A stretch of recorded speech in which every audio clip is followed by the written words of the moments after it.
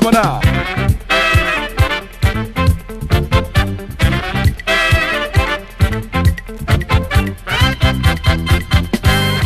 Votre tribune de découverte touristico-culturelle vous entraîne vers l'ouest du Cameroun aujourd'hui, précisément dans le département du Kounki, où nous avons rendez-vous avec un musée et pas des moindres, un musée du genre contemporain. Ce sera à travers le grand reportage du jour, lequel grand reportage se fera accompagner par la problématique du trafic des animaux sur le continent africain et celui de l'intégration africaine justement à travers son potentiel alimentaire. Bienvenue sur Cameroun Vision, la référentielle du tourisme et du voyage.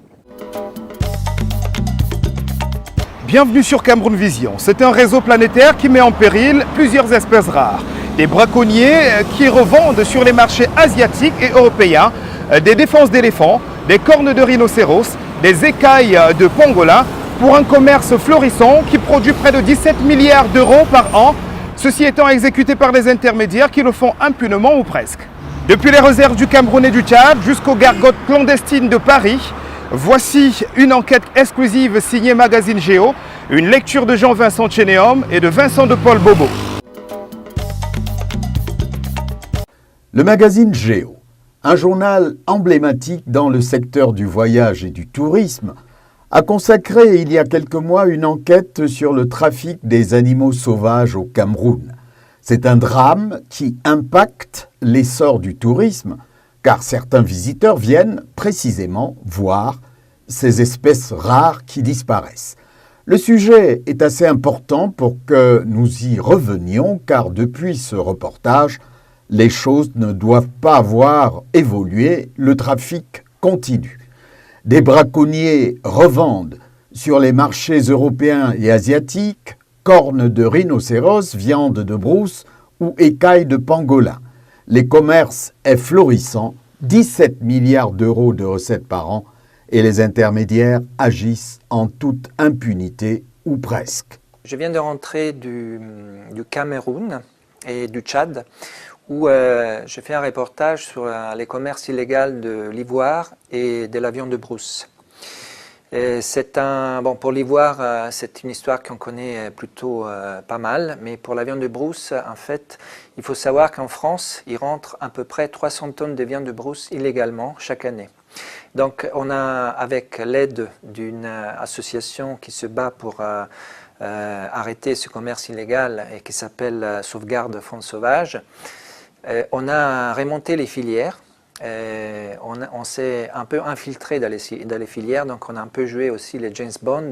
J'ai dû faire des photos par exemple parfois où c'était interdit de faire les photos, et avec un appareil, avec des lunettes, caméra, notamment sur un marché à Yaoundé où j'ai pu prendre des photos d'animaux exposés en cachette, disons, parce que c'est illégal la vente, d'animaux protégés qui étaient vendus en fait sur ce type de marché. Et cette viande de brousse, donc les commerces, il est en train de, dépaporiser ou d'appauvrir la faune camerounaise et tchadienne. Alors, il faut savoir que la viande de brousse est liée à la tradition alimentaire dans certains pays d'Afrique, mais que l'exode des populations vers les centres urbains a d'une sorte industrialisé ce commerce. Et autre chose qu'on ne connaît pas, c'est le commerce qui est fait avec l'Europe, notamment avec la France, où toute cette viande est demandée par des gourmets de la diaspora, et donc on peut consommer ça aussi à Paris ou ailleurs en France. Ça génère un business important, on parle de plusieurs milliards d'euros par an. Et donc vous imaginez, il y a plusieurs intermédiaires et c'est une histoire assez, assez peu connue, mais assez intéressant à raconter. Feuilletons ensemble l'album photo de Géo. Ces peaux de sauriens ont été trouvées par des militaires camerounais en décembre dernier lors d'un banal contrôle routier sur la route entre Maroua et Mora à l'extrême nord du pays. Le commerce de toutes les espèces de crocodiles est drastiquement réglementé, voire totalement interdit. Dans une arrière-cour de Yaoundé, ce cercopithèque, une espèce protégée par les conventions internationales, est grillé façon barbecue avant d'être découpé et cuisiné avec des légumes en ragoût. C'est grâce aux bouche à oreille que les amateurs de viande de brousse de la capitale camerounaise se transmettent l'adresse de restaurants clandestins tels que celui-ci. Les singes ne sont pas seulement chassés pour leur chair. Ce Chlorocebus, qui est pourtant protégé, a été capturé vivant. L'engouement des particuliers pour les NAC, les nouveaux animaux de compagnie, pèse lourd dans l'essor du braconnage en Afrique et en Asie. Aidé de chiens, un braconnier traque de petites proies, porc-épics et hérissons dans la périphérie de Yaoundé. Cet homme est l'une des petites mains du trafic de viande de brousse qui a changé d'échelle au cours de ces 2 dernières décennies. Les prises ne sont plus seulement consommées sur place, mais expédiées frauduleusement en Europe, où la demande de la diaspora africaine se fait de plus en plus pressante. Ces écailles de pangolin ont été saisies à Roissy dans des bagages qui transitaient par Paris avant de s'envoler pour la Chine. Sur le marché noir asiatique, 1 kilo de cette marchandise, censée guérir le cancer et booster la fertilité, vaut autour de 1 000 €. Pour les trafiquants d'espèces protégées, l'aéroport Charles de Gaulle, grand hub européen, est une plaque tournante essentielle.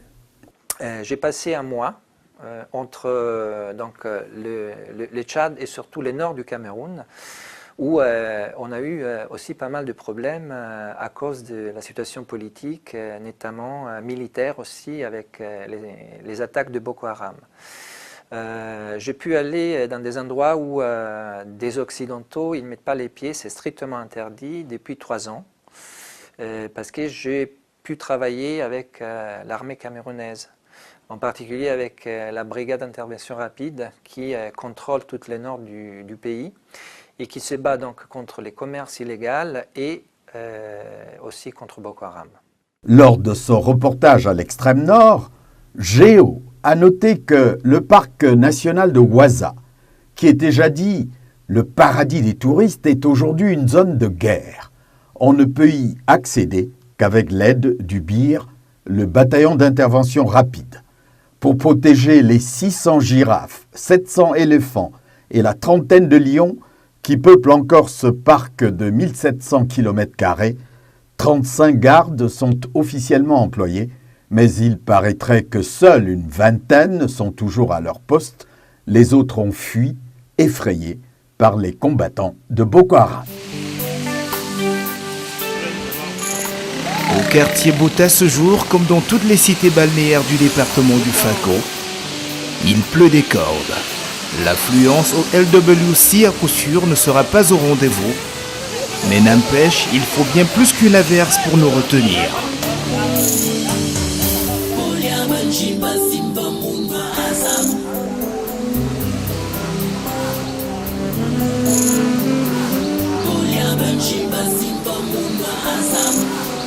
La mission du site est justement d'éduquer les populations à la prise de conscience et à la nécessité de préserver l'exceptionnelle diversité de la faune qui est celle du Cameroun.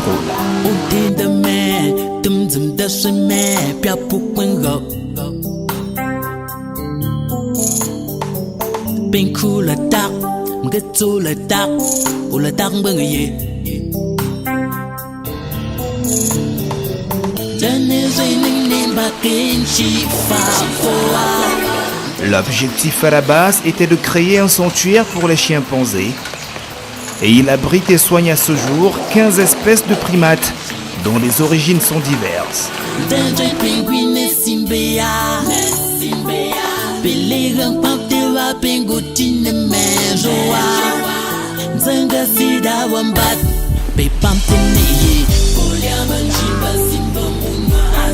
Pour ainsi dire, gorilles, mandrilles, babouins, drilles, mangabés, chimpanzés, cercopithèques et bien d'autres races de primates constituent l'essentiel des locataires de ce pensionnat, où on peut aussi voir des crocodiles, des pythons, des biches ou encore des tortues.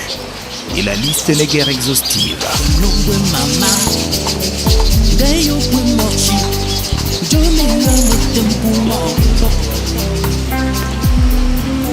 Avant de rentrer dans le vif du sujet, permettons-nous une brève incursion dans la salle d'exposition, où la lutte contre le braconnage s'illustre à travers l'érection de quelques tableaux muraux.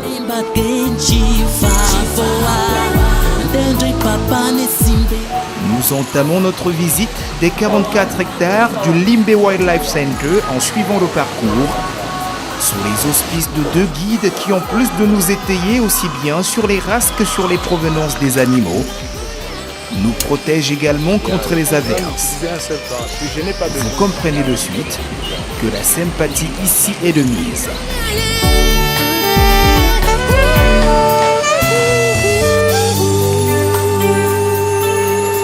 Il convient de préciser qu'aucun guide n'est normalement affecté aux visiteurs. Ces derniers ont quartier libre pour circuler dans le zoo à la découverte des animaux, le directeur de l'établissement ayant fait ériger près des cages des tableaux qui renseignent à suffisance.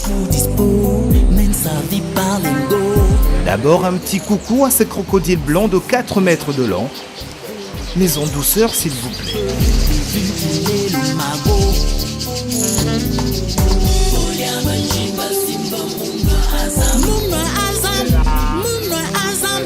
Puis nous sommes les bienvenus sur les terres du roi Sheila.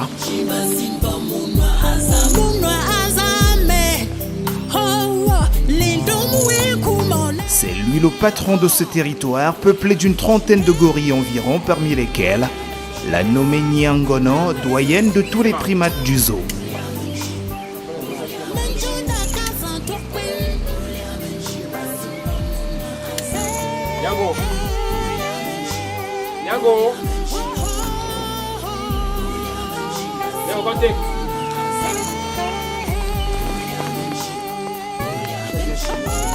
Quelques mètres plus loin, un territoire promis à l'ancien rival de Sheila. Nous ne le verrons malheureusement pas. Il s'est, contrairement à ses sujets, mis à l'abri de la pluie.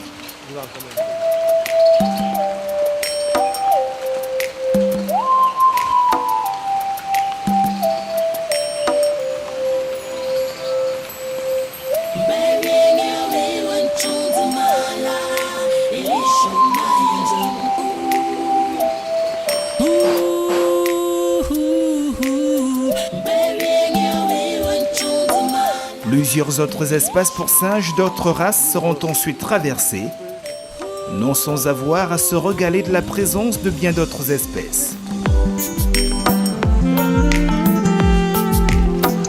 Il s'agit notamment de l'antilope, des tortues et du python.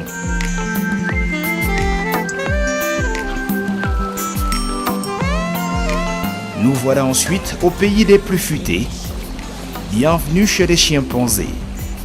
Donnés pour être les plus intelligents de toutes les races de singes, le quartier à eux réservé est le plus protégé. Les visiteurs ne s'y approchent pas de moins de 5 mètres, sous peine de recevoir des jets de pierre.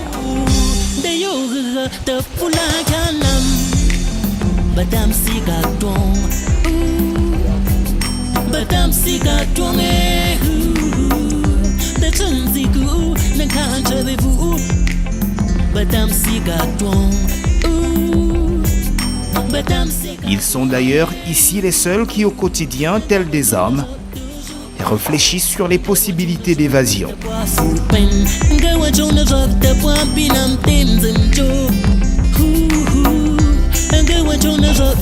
Le reste du parcours nous offre une belle vue sur la rivière et encore bien de primates à voir jusqu'à la sortie du zoo.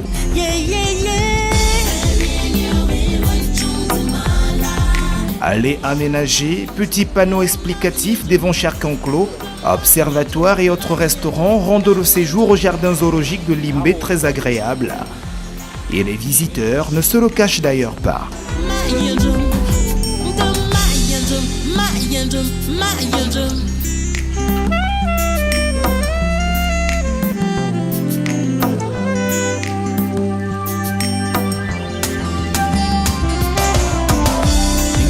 Il convient tout de même de noter que malgré tous ces efforts, Bien de choses ici restent encore à faire.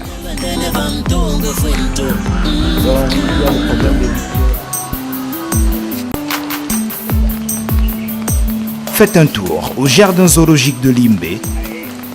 Il n'y aura à coup sûr pas de place pour le regret.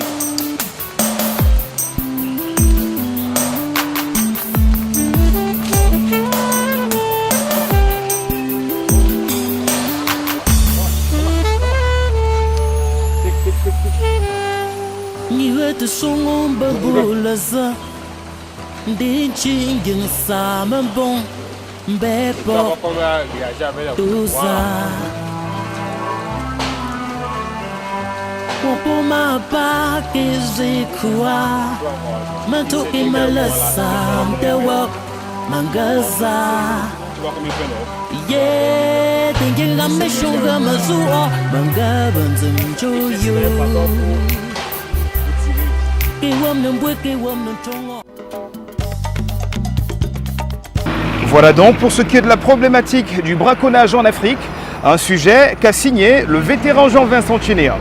Le Cameroun célébrait il y a de cela quelques jours seulement sa 45e édition de la fête de l'unité. À cet effet justement, il a été érigé un village de l'unité à l'esplanade du Musée national de Yaoundé, une occasion de promouvoir tout simplement l'esprit du vivre ensemble dans un Cameroun uni dans sa diversité culturelle auprès de la jeunesse camerounaise justement. Voici le compte rendu que signent Estelle Niangono et Vincent de Paul Bobo.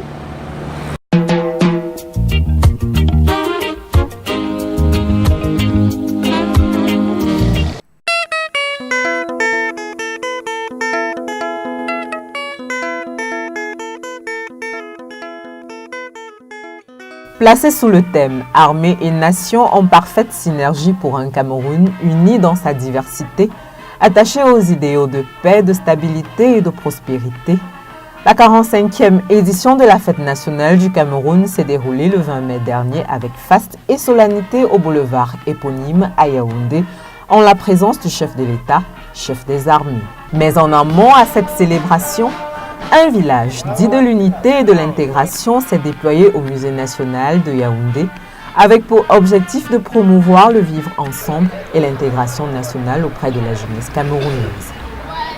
Le village de l'unité et de l'intégration nationale, c'est une innovation du programme national harmonisé de cette 45e édition de la fête nationale qui vise vraiment à promouvoir le vivre ensemble harmonieux, à commémorer cette unité autour aussi de la connaissance de l'histoire du Cameroun. C'est pourquoi le thème de ce village, c'est effectivement de promouvoir le multiculturalisme, de promouvoir le vivre ensemble harmonieux.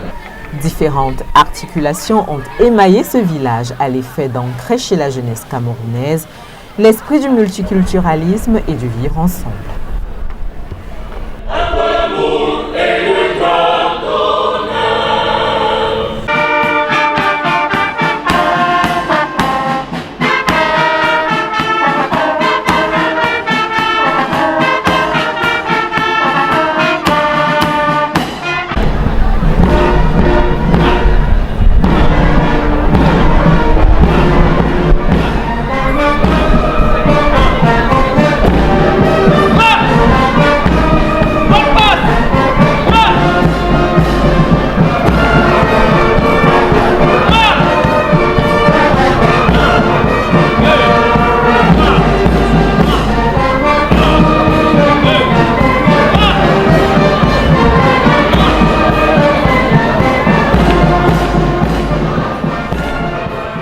Les activités organisées visent donc à mobiliser le maximum de toutes les couches de population, à favoriser le brassage, à favoriser les échanges, d'où les causeries éducatives, les conférences, débats, les tables rondes, et surtout pour les jeunes, il est organisé un parcours de la citoyenneté.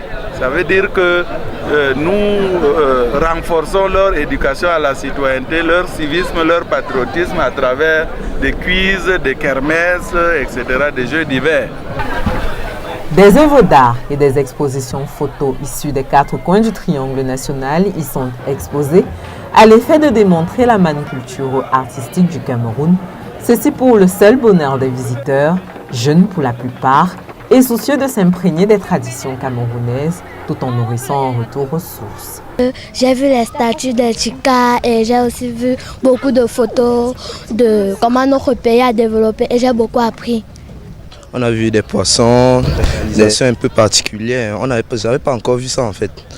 Tout ce que les bracelets, les bijoux, c'était intéressant. On arrive même dans les maisons où maintenant les parents sont en train de reprendre le goût à confier leur enfant à la jeunesse parce que maintenant c'était déjà devenu très rare. Maintenant vous allez rencontrer des camps de vacances où les parents confient les jeunes à la jeunesse et on s'occupe de ces enfants, de les remettre sur le droit chemin, de les remettre sur leur culture parce qu'ils ont oublié la culture, les enfants ont oublié d'où ils viennent. L'éducation a changé, donc maintenant nous sommes en train de ramener complètement l'éducation.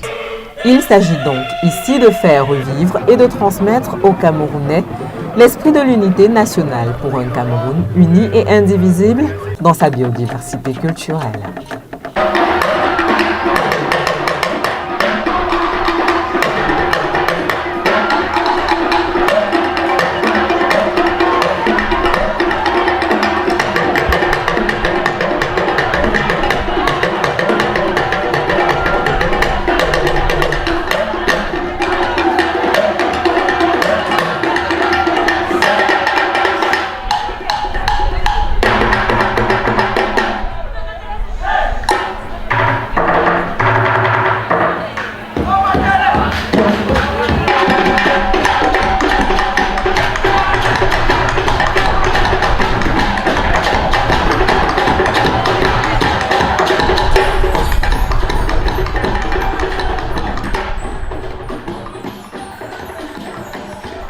Voilà, l'intégrité nationale et le vivre ensemble au travers de toutes nos valeurs, c'est une histoire de tous et de toutes. Yaoundé a connu dernièrement un atelier international visant à lancer un programme, le programme ALIPA, entendez tout simplement Alimentation patrimoniale des Africains. Un programme qui a réuni 3 jours durant des experts africains qui étaient à penser les stratégies devant inciter les Africains à consommer africain. Jean-Vincent Chénéum et Vincent de Paul Bobo vous en dressent le bilan.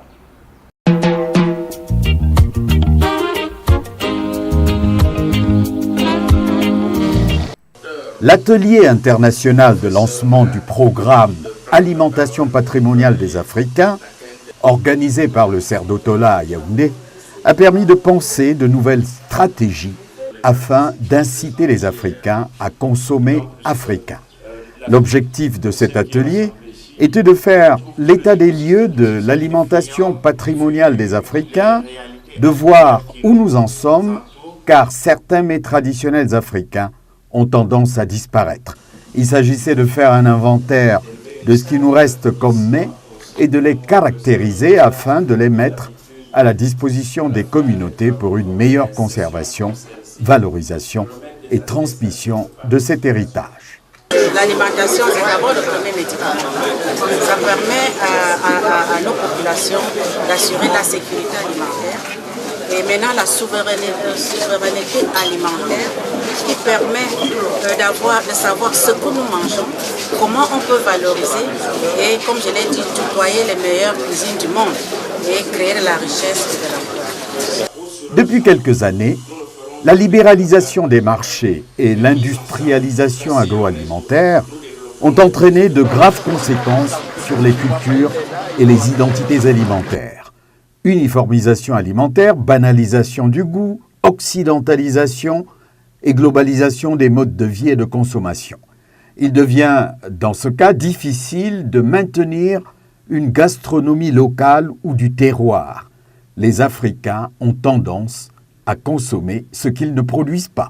Au point qu'on ne se surprend pas à réclamer du pain, de blé qu'on ne produit pas, du blé qu'on ne produit pas, qu'on n'hésite pas à trouver qu'un repas est raté s'il n'y a pas de fromage sur certaines tables, ou s'il n'y a pas de jambon, ou s'il n'y a pas tel ou tel produit que nous ne produisons pas mais qui vient d'ailleurs.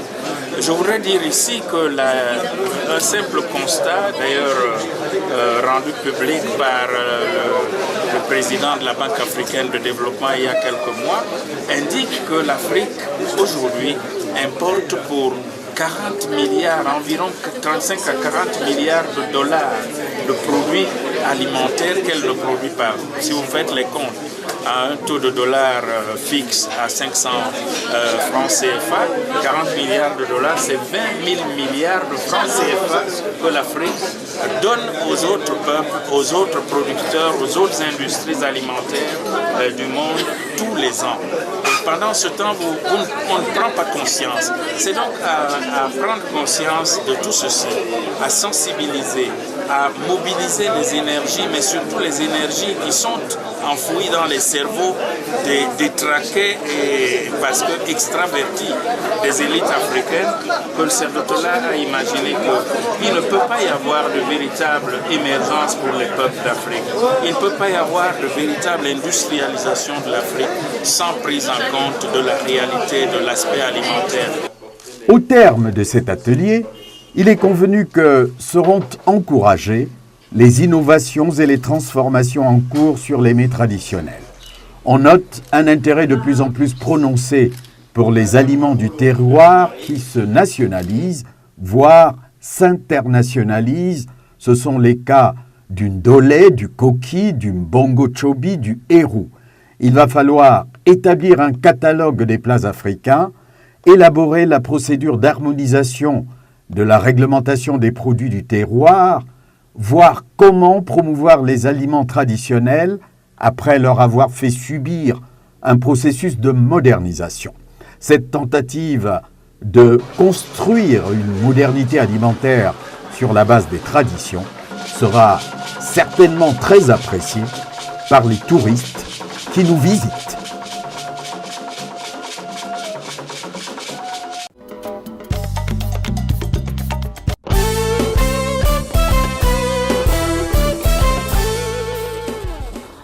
En cette période de jeûne de Ramadan, l'hôtel La Falaise Yaoundé offre à son aimable clientèle musulmane un service de choix.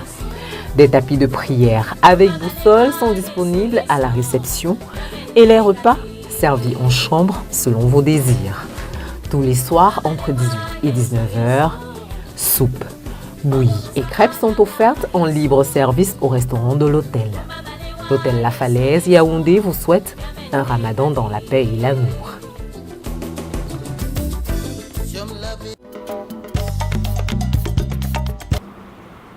Voilà, c'est peut-être au travers de son art culinaire que l'Afrique connaîtra enfin son développement. Dans tous les cas, c'est tout le mal qu'on se souhaite. Allons à présent à la découverte du Banjul Station. Inauguré en 2013, ce musée s'érige comme étant la référentielle de l'art contemporain au Cameroun. Un projet porté des mains de maître par un jeune Camerounais qui a voulu à sa façon encourager les artistes et les artisans, on va dire, de sa contrée. C'est le grand reportage du jour que signent Estelle Yangono et Vincent de Paul Bobo.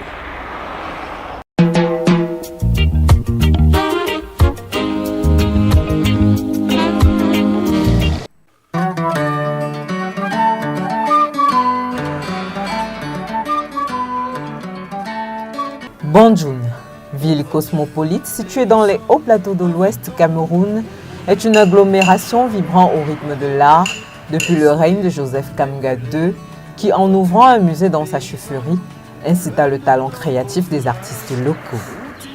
La région banjoulaise est donc le lieu idéal pour la promotion de la diversité artistique camerounaise et c'est pourquoi Banjul Station s'y est enraciné en l'an 2000 et a vu son inauguration le 16 novembre 2013.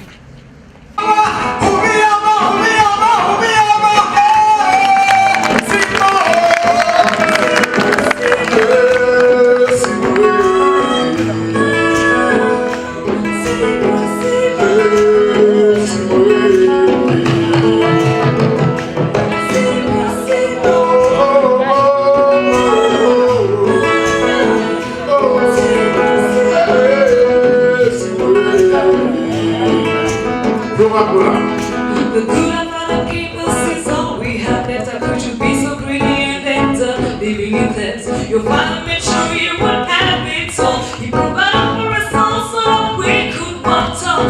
See, see, see, see, see.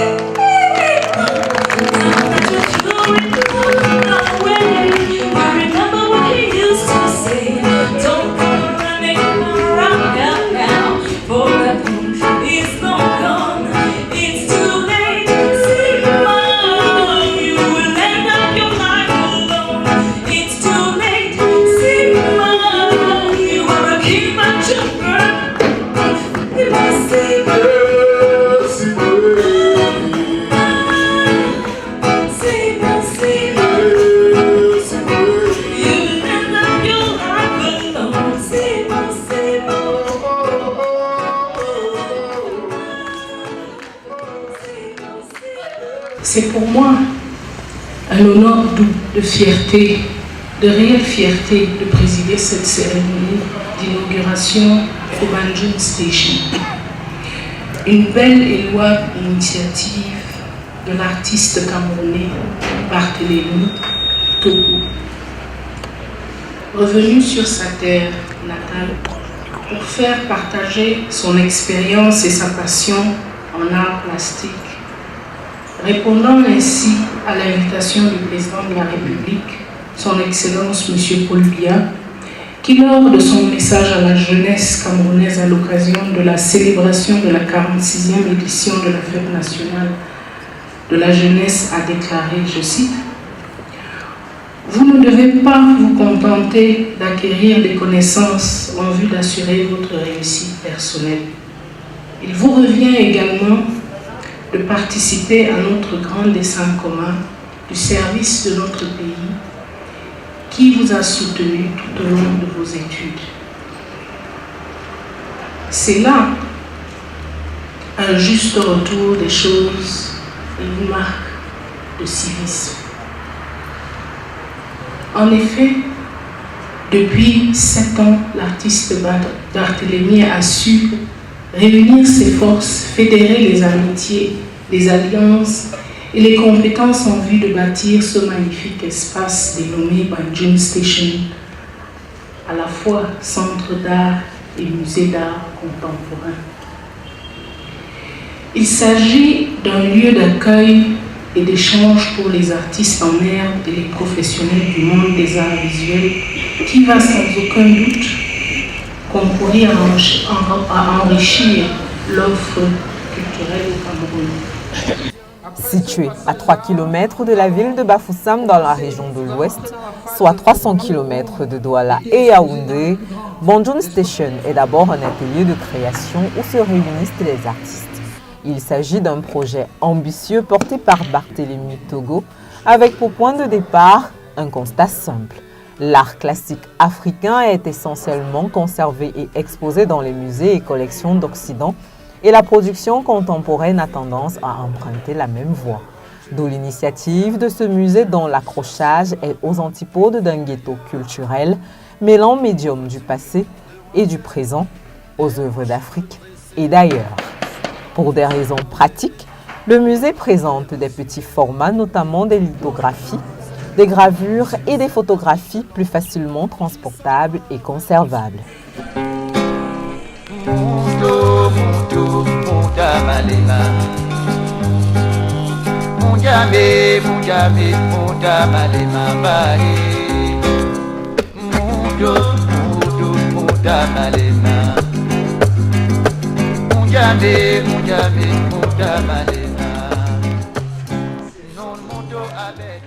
Ici, les artistes logent en résidence de création et ou de production et s'associent à la réalisation d'œuvres exceptionnelles et de pièces monumentales qui requièrent de vastes espaces de mise en œuvre et de façonnage.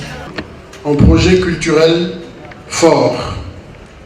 Je suis né en Balmayo en 1967. Ma mère est ici présente. Mon père est enterré ici dans cette cour. Vous êtes chez lui. Et dès l'âge de 20 ans, j'ai décidé de quitter le Cameroun parce que je voulais aller étudier les beaux-arts. Et à l'époque, au Cameroun, il n'y avait pas encore une école d'art. Donc je suis allé au Cameroun. J'ai heureusement obtenu une bourse de l'État camerounais qui a voulu que moi je puisse étudier dans de bonnes conditions et m'a octroyé une bourse d'études à l'Institut national des arts d'Abidjan en Côte d'Ivoire. Après 4 années d'études là-bas, je me suis dit qu'il fallait aller ailleurs, apprendre une autre formation parce que celle que j'avais à Abidjan était une formation classique, académique, où il fallait copier les grands maîtres occidentaux, ce que les Blancs avaient fait avant. Et moi, tout jeune, petit Africain, je copiais les grands maîtres français. Sans connaître leur histoire, j'ai copié le cheval de Troie, j'ai copié le cardinal de Richelieu avec son drapé. Donc, je me suis imbibé dans une culture que je ne connaissais pas. Et après, je me suis dit, est-ce qu'il n'y a pas une autre formation artistique ailleurs? je suis retourné, je suis rentré en France et j'ai été admis à l'école des beaux-arts de Grenoble. Et là, j'ai appris l'enseignement d'art contemporain parce que ce n'était plus l'enseignement classique. J'ai appris à travailler avec la vidéo, la performance, utiliser mon corps comme un support aussi. Bref, m'inspirer de l'art contemporain et de notre vie d'aujourd'hui pour produire un travail artistique. Et après 4 années en France, j'avais toujours envie d'aller loin, plus loin. J'ai obtenu une bourse encore pour aller à la Kunstakademie de Düsseldorf en Allemagne. Et là, j'ai passé 2 années pour acquérir une autre formation plus professionnelle qui me faisait rentrer dans le milieu de l'art contemporain. Donc, vous pouvez compter le parcours, après l'enseignement secondaire, c'est 10 années, 4 années en Côte d'Ivoire, 4 années en France, 2 années en Allemagne. Et je me suis dit que cette somme de 10 années de formation, il fallait qu'un jour, que je puisse redonner ce que j'avais appris au Cameroun. C'est-à-dire que je puisse me mettre comme un militaire, comme un soldat, au service de mon peuple, de mon pays. Et je me disais que j'avais quelque chose à donner. Et comment redonner ce qu'on peut gagner, ce qu'on peut recevoir? C'est une leçon de vie, c'est une leçon de générosité. Le savoir donner, les Anglais appellent ça the giving person. The giving person. C'est lui qui sait donner. Ce que j'ai gagné dans le champ de l'art, parce que je ne savais pas qu'un jour je pouvais vivre de mon art, je me suis dit qu'est-ce qu'il fallait faire avec cet argent. Je me suis dit, l'Afrique a besoin de nous et ce sont ses fils qui vont reconstruire l'Afrique. Ce n'est pas les Blancs, ce n'est pas les Occidentaux, ils ont d'autres problèmes. Donc je me suis levé un jour en 2004 sur mon lit à Paris, dans le 20e arrondissement. Je me suis dit, le Cameroun a besoin de toi, il faut aller travailler. Et comme la montre tournait et que j'avais envie de travailler, de faire ce projet pour mon pays et pour le continent, je suis venu sur un terrain familial parce que j'étais certain que je ne pouvais pas avoir un problème de terrain comme à Yaoundé ou à Douala. Mais le fait de faire ce projet à Banjul était aussi un choix culturel, celui de lier l'art traditionnel à ce projet et à ce parcours professionnel que j'ai eu, qui est l'art contemporain. Et je me disais que le mariage pouvait bien aller ensemble et que la tradition séculaire que Banjul a de par son architecture,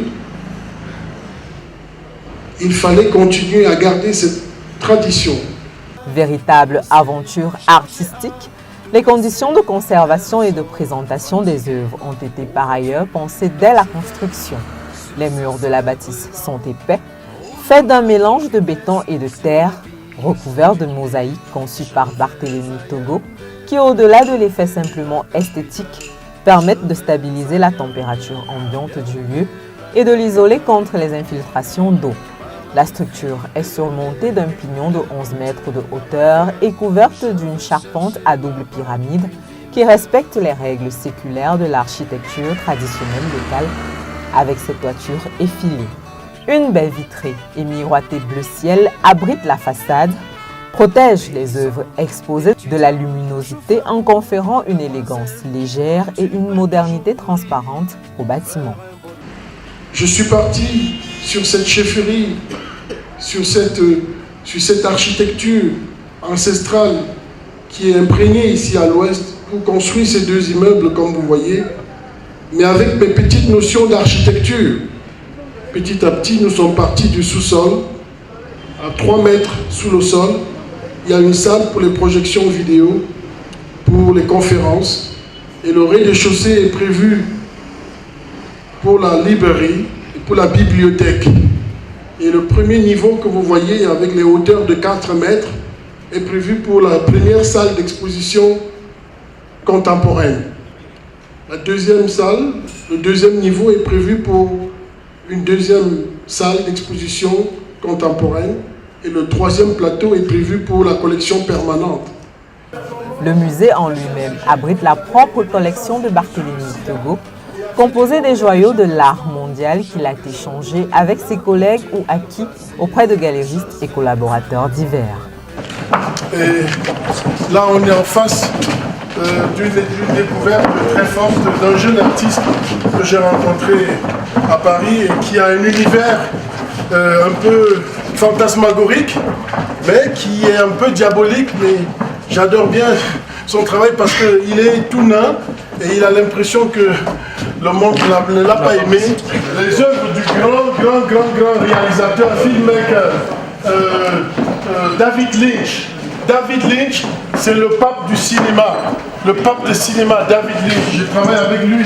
Et Wilfredo Lam, c'était l'ami de Pablo Picasso, le plus grand artiste du monde aujourd'hui. Demandez même aux morts qui sont enterrés. Le plus grand artiste du monde, c'est qui? C'est Picasso. Et Picasso a travaillé avec Wilfredo Lam. C'est signé Wilfredo Lam. Vous voyez, on a la salle de lecture. C'est prévu pour la lecture. Les livres sont en train d'arriver petit à petit et seront disposés ici dans ces étagères qui ont été fabriquées ici à Banjul. Je dois vraiment remercier mes jeunes collaborateurs aujourd'hui qui sont camerounais et encore étudiants à l'université de Djang, en 5e année de master. Et avec les déchets, il s'est inspiré des déchets de la poubelle. Et là, c'est mon ami Nicole Tambanvan qui est du Vietnam et qui est une artiste féministe et qui est très engagée.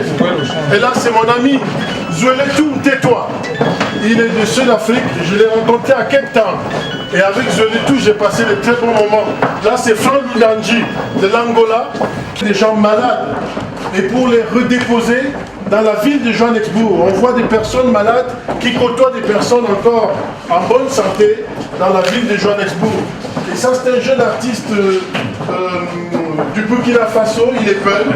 Et il a à chaque fois saisi les ombres, je dis bien les ombres, un instant de vie de ces artistes, de ces quotidiens.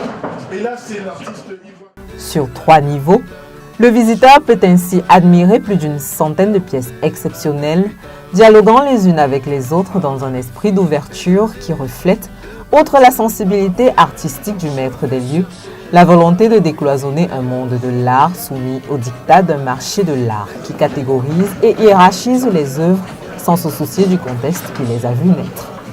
Comment faire pour enrichir la collection qui devait être ici? Je me suis dit, je suis un artiste, je vis au jour le jour, ici, ailleurs, je voyage. J'ai toujours cette idée de partir et rencontrer d'autres artistes. Il fallait constituer une collection. Donc, pendant 25 ans, avec mes confrères artistes, j'ai fait des échanges avec mes amis. Petit à petit, j'ai accumulé ces œuvres à Paris. Et l'autre jour, mes assistants qui sont étudiants à l'université de Djang, à qui je souhaite bonne continuation déjà parce qu'ils ont été très braves, m'ont fourni la liste de l'inventaire de la collection et je vais vous dire que je vais rectifier cela. Nous avons une collection qui avoisine près de 1000 œuvres aujourd'hui, plus moi-même toutes mes œuvres que j'ai redonnées à cette collection qui va être ici à Banjul. Donc vous avez ici un musée d'art contemporain avec les plus grands artistes de la planète. Et je vais vous dire solennellement ici que c'est aujourd'hui non seulement le premier musée d'art contemporain en Afrique, de par sa collection, je dis bien en Afrique, avec des preuves, parce que nous avons ici à l'intérieur les œuvres de Louise Bourgeois qui est décédée il y a 3 ans à New York à l'âge de 94 ans. Ces œuvres sont ici au Cameroun. Nous avons les œuvres d'Anthony Tapiès, nous avons les œuvres de Brûlis Boisbré de Côte d'Ivoire qui a 97 ans et qui a créé et inventé un alphabet spécifique. Et c'est parce que j'avais aussi le souci que l'art classique africain, ce qu'on appelle l'art traditionnel, n'est plus ici sur le continent, c'est-à-dire toute notre richesse du passé. Les Occidentaux, les premiers missionnaires ou les premiers colons sont partis avec toute cette richesse. Et aujourd'hui, l'art contemporain, ce que nous faisons aujourd'hui, qui les achète, c'est encore des Occidentaux. Et donc il y a une deuxième perte. Et c'est tout cela qui m'a motivé pour venir ici au Cameroun construire cet espace, pour qu'une partie de la production des artistes contemporains d'Afrique puisse rester sur le continent africain. Formé d'abord au Cameroun, ensuite au sein des structures prestigieuses en Afrique, en France, en Allemagne, Barthélémy Togou est un artiste de renom dont les œuvres figurent en bonne place dans les biennales internationales, les musées et galeries à travers le monde. Je pense qu'il faut...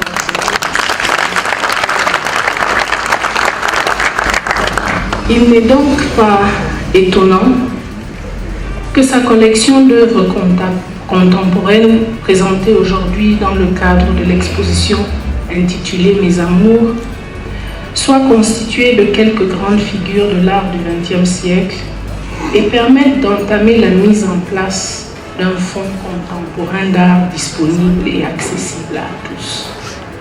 À cela s'ajoute le fait que Banjul Station est aussi un centre d'art, c'est-à-dire un espace pouvant servir de résidence de création pour les artistes, avec notamment des espaces d'exposition et de performances artistiques et de lieux de rencontres pédagogiques. Au-delà du combat légitime pour exposer en Afrique dans de bonnes conditions, et ce loin des grands centres urbains et des artistes reconnus sur le plan international, le pari de Banjul Station est au final de faire assumer pleinement aux Africains leur propre vision artistique et leur choix esthétique afin de rééquilibrer les termes de l'échange nord-sud, monde de l'art et monde rural. C'est pourquoi le volet agricole de Banjul Station s'étend sur 5 lopins de terre d'une surface totale d'environ 25 hectares où poussent bananes plantains, maïs, haricots, poireaux, oignons, patates, avocats, papayes et goyaves. Le petit élevage de poules et de chèvres n'est pas en reste, d'autant plus qu'il favorise la production d'un engrais de qualité, certifié sans pesticides. Ce volet d'intégration environnementale et d'expérimentation sociale se veut un exemple pour la jeunesse locale afin de recréer des liens dynamiques et équitables entre le collectif d'artistes associés au projet et leurs hôtes, tout en démontrant qu'il faut aussi croire en l'agriculture pour atteindre notre autosuffisance alimentaire. Une action agricole qui a vu la création quelques années plus tard d'une plantation de café, outil amplifiant l'acte artistique et dénonçant ce que Léopold Sédar Senghor appelait la détérioration des termes de l'échange.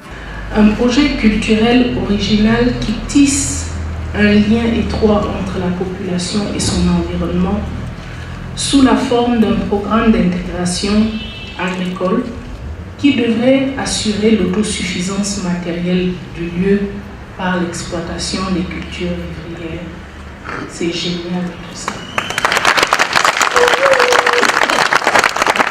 Il s'agit ici de mener une expérience sociale en étroite complicité entre les artistes résidents et leurs hôtes, qui vise aussi à offrir un exemple de développement culturel à la jeunesse locale. Pour que l'aventure continue en toute indépendance, ce laboratoire sans frontières cherche à élargir sa communauté tant au Cameroun qu'à l'extérieur avec l'association des amis de Banjul Station qui soutient entre autres les jeunes plasticiens. C'est donc ainsi que Banjul Station sème peu à peu les graines de l'émulation des artistes au Cameroun.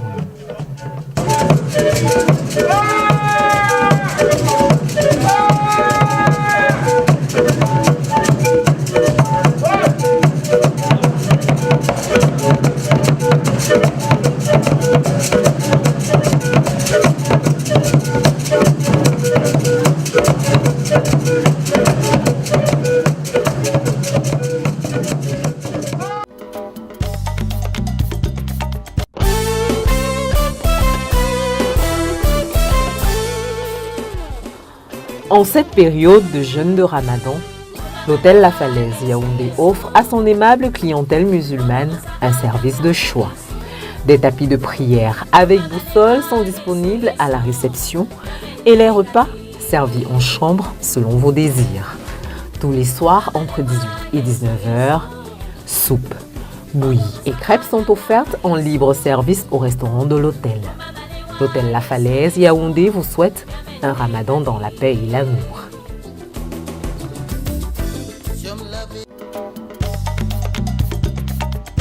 Très belle initiative de Barthélemy Togwo, ce jeune Camerounais qui s'érige malgré son âge comme étant l'une des figures de proue de l'univers, j'ai envie de dire, de l'art contemporain au Cameroun à travers ce musée Banjoun Station qui a fait l'objet de ce grand reportage sur Cameroun Vision aujourd'hui. Faites le déplacement de Banjoun dans le département du Kounki, région de l'Ouest Cameroun, pour aller découvrir les merveilles de cet espace parce qu'entre 2013 et 2017, il y a eu pas mal de choses, pas mal d'ajouts, je serais tenté de dire.